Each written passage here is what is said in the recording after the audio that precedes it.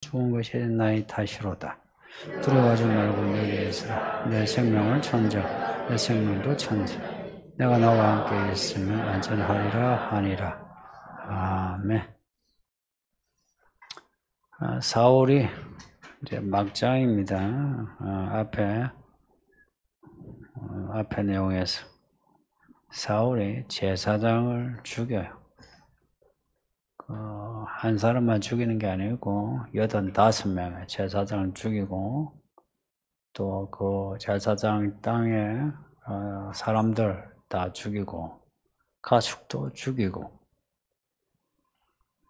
가나안 족속을 진멸하라 하셨는데 제사장을 진멸하고 말았어요. 오늘 보면은 그 가운데 한 사람, 그 아히멜렉의 아들 중 한 사람 아비아달이 이제 살아서 다윗에게 가는 내용입니다. 왜 사울이 아히멜렉의 제사장들을 죽였나? 다윗을 도왔다. 이유입니다. 다윗을 도운 거는 아히멜렉 한 사람인데, 근데 제사장들 85명을 또 남자 여자 아이까지도 가축도 다 완전히 죽였어요. 그 아히멜렉이 뭘 잘못했나? 평소에 다윗이 아히멜렉에 가서 제사했던 것 같아요. 그 하나님께 물었던 것 같아요. 그러면 아히멜렉이 다윗을 위하여 하나님께 묻고 하나님의 말씀하시면 다윗에게 일러주고 다윗은 그 일러준 말씀으로 살고 평소에 했답니다. 근데 이제 때가 이제 좀 달라졌죠. 그때는 다윗과 사울의 관계가 이렇게까지 나빠지지 않은 때, 긴장 관계는 긴장 관계였겠지만, 근데 이제 사울이 다윗을 죽이려고 하는, 반역적이었죠, 그죠? 다윗을 죽이려고 하는, 약간 다윗을 돕는 사람 또한 죽이려고 하는 이제 그런 때입니다. 그런 적개심이 절정에 이르러 그때 이제 아히멜렉이 다윗을 도왔다. 사울이 뿔이 난 겁니다. 나쁜 놈의 특징. 한번 뿔 나면은 보이는 게 없죠. 사울이 권력이 있고 힘이 있으니까 이제 뿔 났는데 아나무인 하나님의 제사장이고 뭐고 볼 거 없어요. 고로 하나님도 이제 안 무서워하는 그런 막장의 사울이 되었습니다. 그 초기에 그 순수한 청년인 이 사울이 이렇게 사람이 달라졌어요. 제사장들을 죽였다. 앞에 그 사울의 군사들이 제사장들을 못 죽여요. 그걸 에돔 사람 도액이 이제 죽여요. 사울이 제사장들까지 죽였다. 이게 이제 사울의 악이 이제 절정에 이르렀다는 겁니다. 가장 큰 악, 사람이 진짜 악해졌을 때의 모습은 하나님을 두려워하지 않는 겁니다. 조금이라도 이제 하나님을 두려워할 때 돌이킬 가능성이 있는데 하나님을 두려워하지 않으면 돌이키지 못하죠. 근데 아이러니하게 하나님은 이런 사울을 통해서 하나님이 예언하신 말씀을 이루십니다. 엘리 제사장 때 엘리가 자기 아들들을 너무 사랑했죠. 그래서 아들들이 하나님의 물건을 함부로 건드리는데도 엘리가 몇 마디 꾸짖고는 놔뒀어요. 그러니까 하나님의 제사장인데 하나님보다 자기 아들들을 더 아꼈다. 사무엘이 엘리 집에 이제 들어와서 사는데 하나님이 꿈을 주셨어요. 엘리 제사장에 대한 말씀을 사무엘에게 주신 거라. 아니, 말씀은 제사장에게 주셔야지. 근데 엘리 제사장이 들을 만한 귀가 없어. 마음이 딴 데가 있으니 하나님이 엘리 제사장에게 말씀하지 않으세요. 여러분도 똑같아요. 마음에 딴 데가 있으면 말씀이 안 들어와요. 근데 사무엘은 어릴 때부터 마음이 좋았더라 한 겁니다. 말씀을 들었어요. 그래서 엘리 제사장에 대한 그 하나님의 예언을 엘리에게 말해줍니다. 엘리의 죄악은 이제는 용서할 수 없다. 엘리 집안을 하나님이 이제 진멸하시겠다. 했는데 그 말씀이 언제 이루어지노? 엘리의 아들들이 전장에서 이제 죽는 그렇게 이루어지고 비나스의 아내가 그 남편의 사망 소식을 듣고 놀래가지고 애를 낳으면서 죽죠. 그러니까 이가봇이라 이가봇. 저주받은 이름이에요. 복이 나갔다.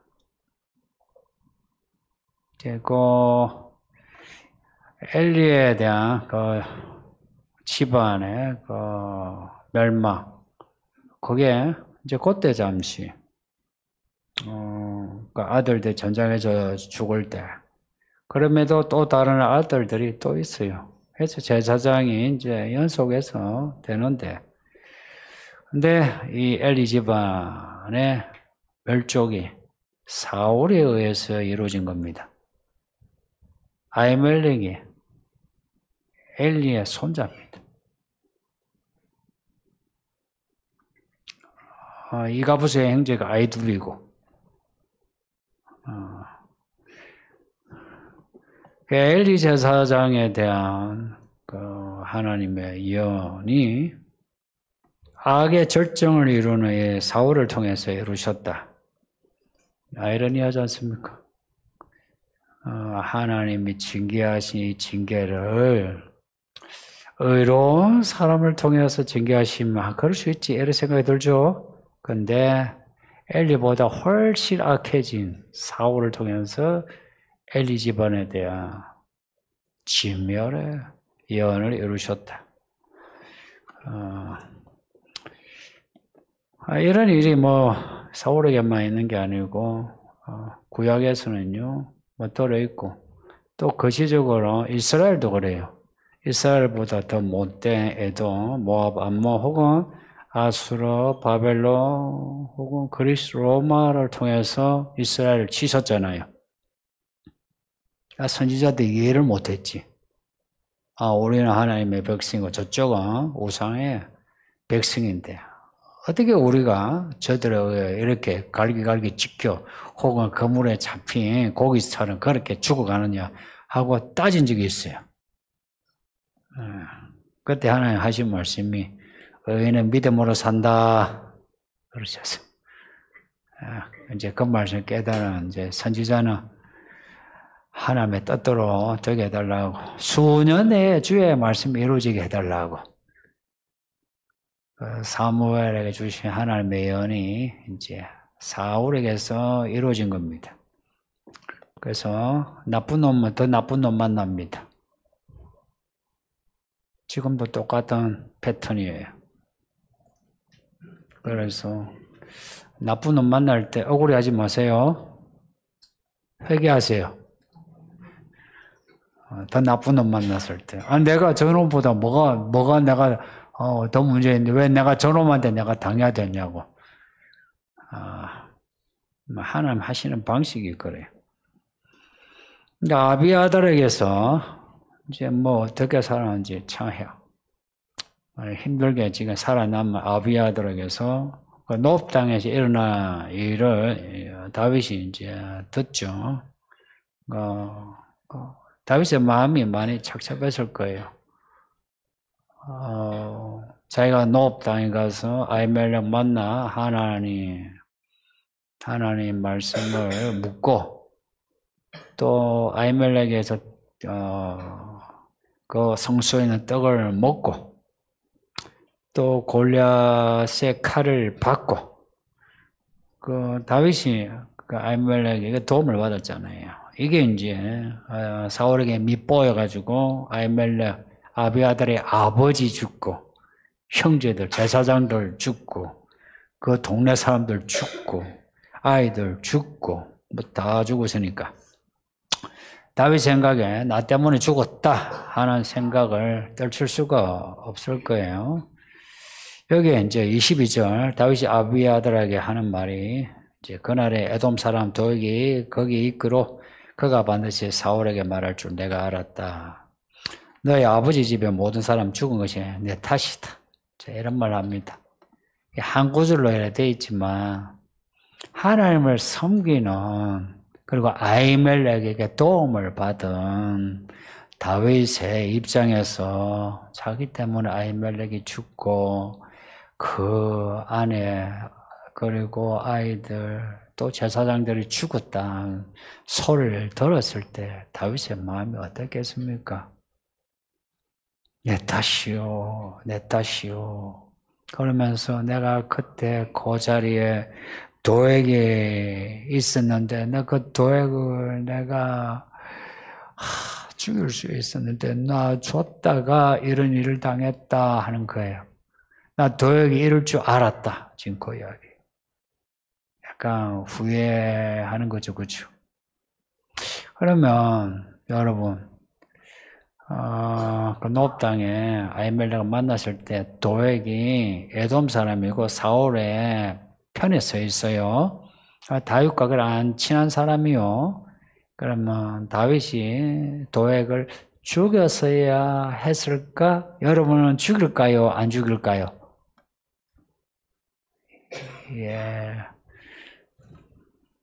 보통은 그냥 죽여버리죠. 왜냐? 사울이 다윗의 거처를 지금 알고자 하거든. 죽이려고. 근데 다윗은 도액을 죽이지 않았어요. 죽이지 않은 이유 생각하면 도액이 사울에게 가서 고자질을 해도 설마 아히멜렉 제사장을 죽일까? 막장이라도 그런 대막장일 수 있을까 하는 생각을 했을 것 같아요. 이거는 저의 이제 생각이에요. 제사장을 못 죽이죠. 지금의 제사장은 지금 교회 목사하고 비교 안 되죠.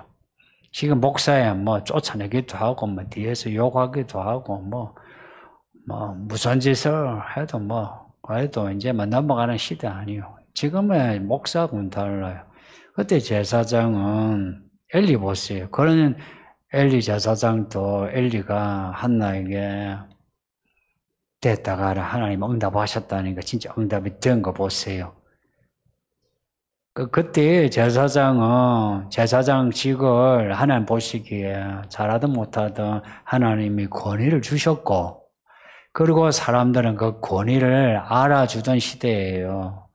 그런 때에 사울이 설마 아히멜렉 제사장을 죽일까 이제 했는데 이제 죽인 거예요. 그다음 도액이 의심이 돼요. 저 살려두면 나중에 저놈이 사울과 부터가 날 죽인다는 거 알아요. 알지만 이제 이때 다윗의 그 캐릭터하고 뒤에 다윗이 사람을 대하는 캐릭터를 연결시키면 다윗은 이놈이 날 배신하겠다 싶어서 죽이는 경우는 없어요.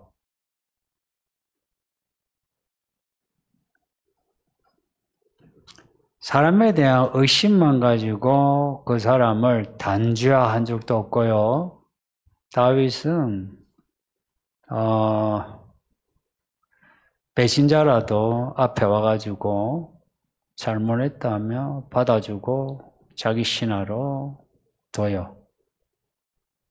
다윗의 이런 캐릭터가 다윗의 그 권력 유지에 참 큰 그 위험이 되기도 하지만 이제 이것 때문에 다윗에게 사람이 몰리는 그 이유이기도 해요. 여러분 같으면 의심하는 사울이 좋습니까? 의심하지 않고 내가 속여도 속아주는 다윗이 좋습니까? 다 다윗이 좋죠. 그러니까 다 다윗 같은 사람 되세요. 나 네 속을 안다 하고는 해집지 마세요. 내가 해집으면 하나님도 우리 속을 해집어요. 그러니까 내가 그냥 모른 척 속아가는 거예요. 특히 남자들 그렇게 사세요. 괜히 똑똑한 척 내가 뭐 사람 아는데 그러지 마세요. 사람 그런 걸 몰라도 돼. 알지만 의심해가지고 죽이지 않는 다윗의 캐릭터. 이게 품격이에요. 사울에게 이런 품격이 없어요. 앞에 1, 2절 22장 앞에 1, 2절 보면 다윗이 블레셋 가드를 떠나 아둘람 굴로 가요. 이 도피처라는 뜻입니다. 그러니까 굴이 엄청 많아요. 뭐 수십 개가 되는데 크고 작은 거. 그래서 숨으면 이 통해가지고 어디를 숨은지 모른대요. 그 굴로 도망갔는데 보세요. 다윗이 도망자 아니요.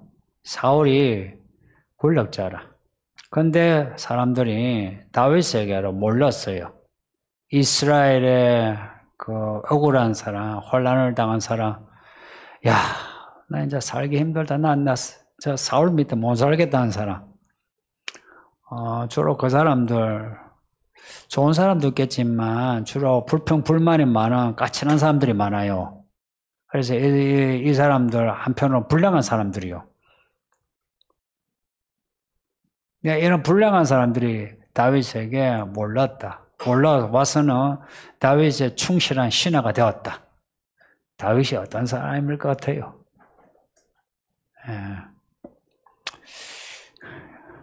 굴속에 숨었고 또 그 굴에서 유다 땅 헤렛으로 이제 헤렛 숲풀 혹은 헤렛 숲이라 해도 돼요.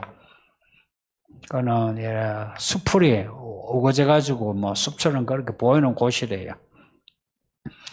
사실 가장 힘든 시기예요.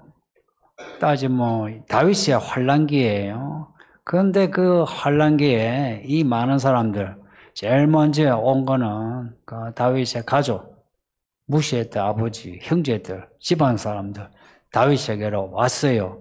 그리고 또 이스라엘에 그 환란 당한 사람들이 다윗에게 와가지고 다윗이 이 아둘람 굴 그리고 헤렛 숲을 여기서 다윗이 작은 왕국의 왕노로 이제 시작하는 겁니다. 이렇게 다윗을 시작하게 하신 거예요. 여러분, 내가 지금 사울을 피해 도망 다니는데 옆에 사람이 이렇게 붙으면 좋겠어요, 안 좋겠어요? 나중에 이제 왕이 되니까 이게 다 시작이구나 해서 좋죠, 그죠? 내 코가 석자인데 내가 지금 혼자 다녀도 지금 들켜가지고 내가 지금 왔는데 이 수십 명, 수백 명이 몰려오니까 이 사람들 하루 한 끼 먹일래 보세요. 힘들어요. 그 노업당에 간 이유도 떡을 좀 달라는 것도 뭡니까? 다윗이 먹기 위한 게 아니에요.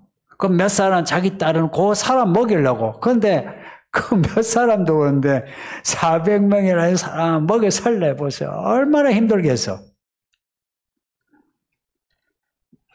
근데도 다윗은 그 사람들을 한 사람도 마다하지 않고 다 받아줘요. 그리고 죄를 이 죄에 저저 따져가지고 받아들인 게 아니고요. 그냥 다 받아줘요. 이런 다윗을 어떻게 생각해요?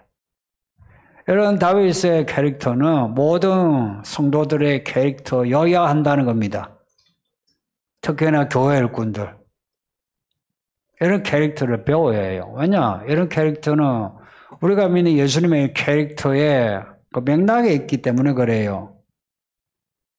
구약의 이제 스토리는 그 사건의 구체적인 현실에서 나타난 예수님의 캐릭터예요.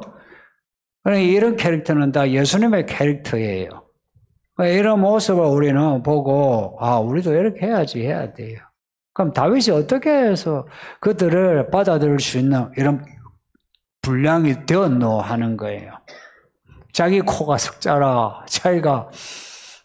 자기도 도망가기 바쁜데 어떻게 받아들었노 하는 거예요. 다윗은 하나님을 신뢰했어요. 하나님이 자기를 받아준 거 아니에요.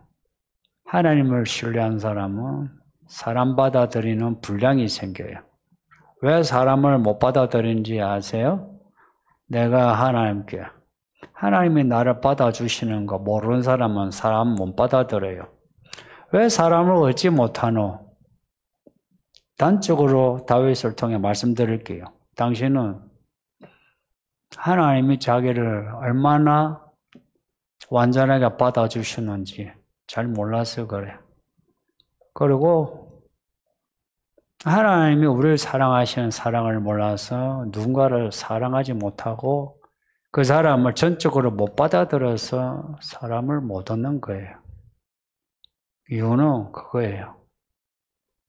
그래서 사람 얻는 그게 믿음에서 아주 중요한 부분이에요. 다윗이 되는 그 사건들, 일관된 사건이 다 사람 얻는 거예요.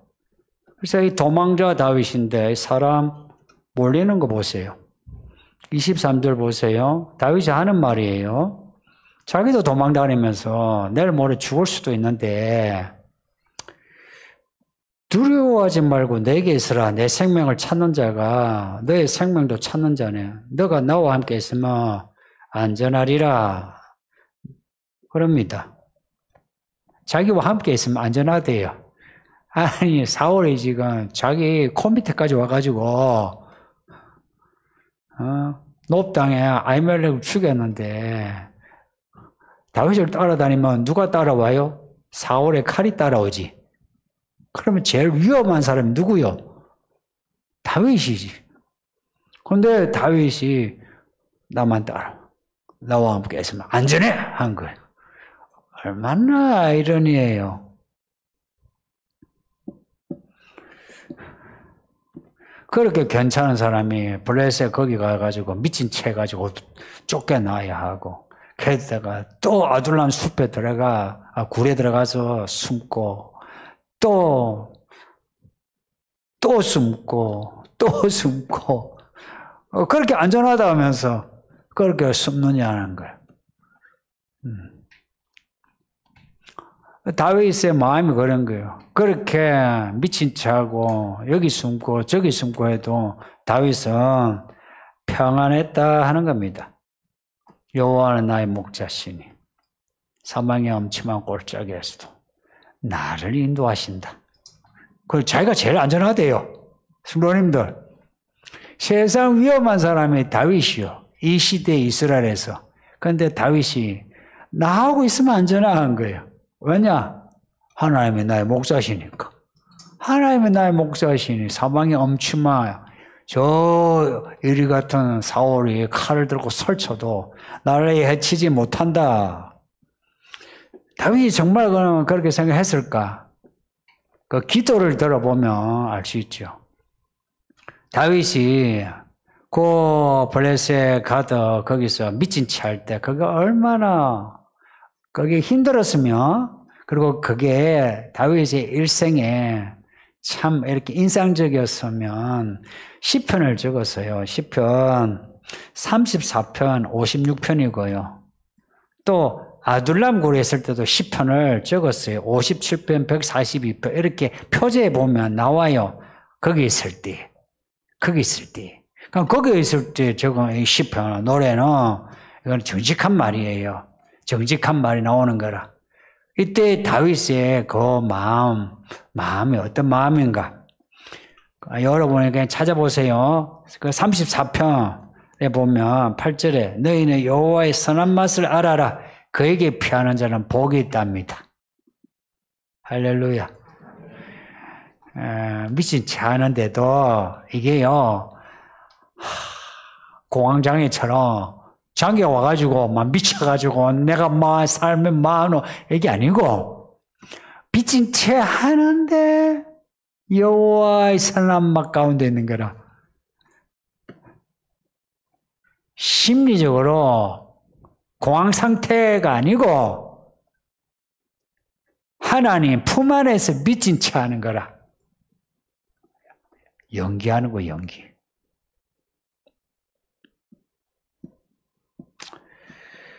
내가 하나님을 의지하니 두려워하지 않을 거다. 사람이 내게 무슨 짓을 하겠느냐 그래요. 56편에. 그리고 아둘람 굴에 있을 때는 57편, 142편인데 그 57편에는 내 마음이 확증하고 확정하여서는 내가 하나님을 찬송하리로다 그럽니다. 아니 그 굴 속에 그 추위 그리고 굶주림 속에 확정하고 확정해서는 그럽니다. 사람이요 거처없이 추위 속에 있고 굶주림 속에 있으면 사람은 이 패닉이 오죠. 이제 죽었다. 이제 뭐 나 어떡하나 이러죠. 근데 그 굴 속에 있으면서 확정하고 확정해서 하나님을 내가 찬송하리로다 그럽니다. 그리고 시편 142편에서 내 영혼을 옥에서 이끌어내서 주의 이름을 감사하게 하소서. 주의 이름을 감사하게 하소서. 멋지지 않습니까? 그 상황에서 주의 이름, 하나님의 이름을 생각하는 거예요. 주의 이름을 위하여 시편 23편에.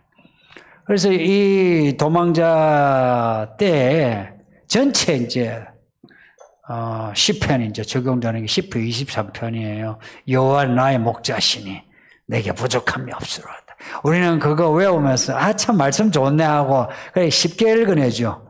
네, 다윗은 그렇지 않아요. 이거는요 스스로 마음을 다지고 또다시 두려움을 또 다지고 근심을 또 다지고 굶주림을 다지고 추위를 다지고 배신감을 다지고 그 다진 그 마음에서 주의 이름을 부르고 구하고 간청하는 말이었어요.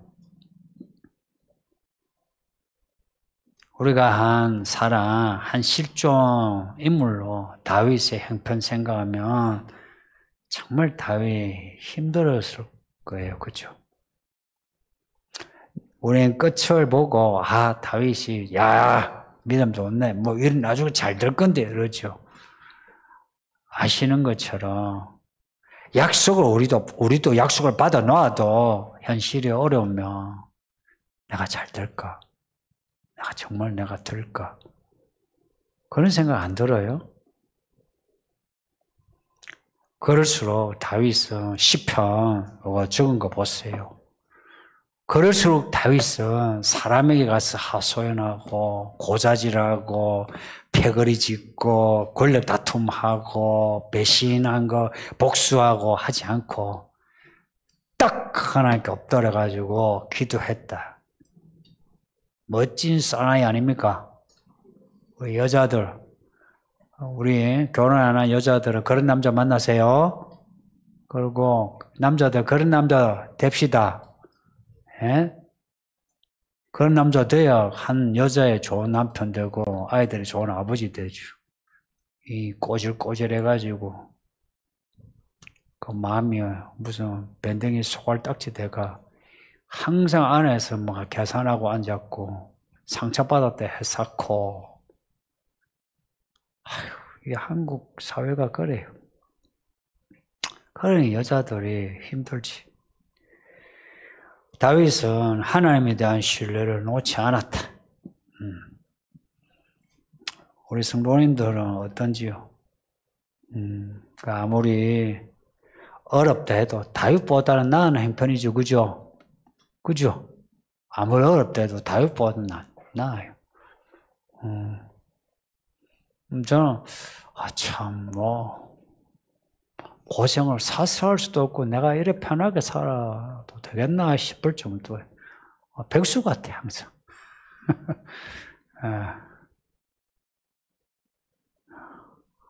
그리고 지나간 날 돌아봐도 다 좋은 날이었어. 다윗이 이런 날 비하면 10분의 100분의 1도 안 돼요. 근데 그 10분의 100분의 1도 안 되는 그런 어려운 일, 그걸 가지고 상처받았다 하고 어려웠다 하고 또 그러면서 다윗이 이런 상황에 이런 시편을 적었는데 우리는 이런 은혜 받으면서 하나님의 이름을 높이지 않고 기도도 하지 않고 찬송도 하지 않고 하면은 좀 그렇잖아요. 요한계시록 우리가 공부했는데 뒤에 환난의 때가 온다 하죠.